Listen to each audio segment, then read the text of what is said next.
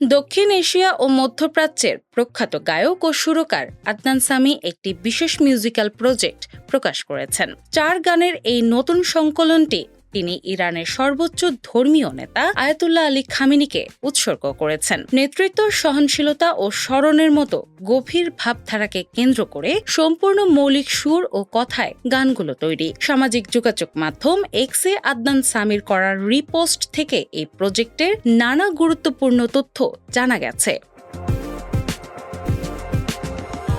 অস্ট্রেলিয়াস্থ Iran দূতাবাসের official x handle থেকে এই বিশেষ সঙ্গীত আয়োজনের বিষয়টি নিশ্চিত করা হয়। সেখানে ভারতের সম্মানজনক পদ্মশ্রী পদকজয়ী এই শিল্পীর সুর করা ইয়া আল্লাহ নামক একটি গানও প্রকাশ পায়। মুম্বাইয়ে অবস্থিত ইরানি কনসুলেটের তথ্য অনুযায়ী এই পুরো সঙ্গীত সংকলনটি মূলত শোকানুষ্ঠানের উদ্দেশ্যে তৈরি। প্রজেক্টের অফিসিয়াল ভিডিও ও প্রচ্ছদে ফার্সি লিপিতে এর মূল শিরোনামটি সুন্দরভাবে ফুটিয়ে তোলা হয়েছে।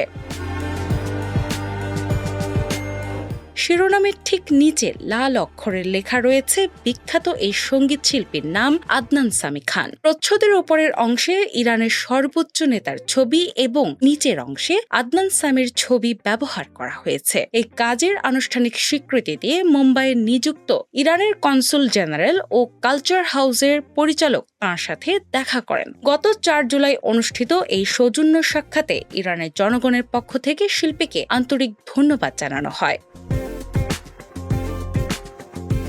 অত্যন্ত সৌহার্দ্যপূর্ণ সেই বৈঠকে ইরানি কূটনীতিকরা আদনান সামির হাতে বিশেষ সম্মাননা স্মারক ও বই তুলে দেন। দক্ষিণ এশিয়ার কোনো মূলধারার আন্তর্জাতিক শিল্পীর এমন ট্রিবিউট প্রজেক্ট প্রকাশের ঘটনাকে বিরল বলছেন সংশ্লিষ্টরা।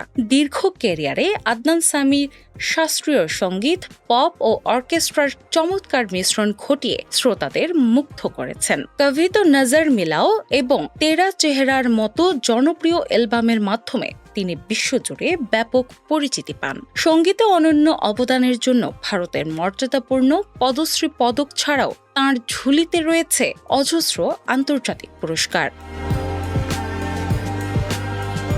ডেস্ক রিপোর্ট, বাংলা বাজার পত্রিকা।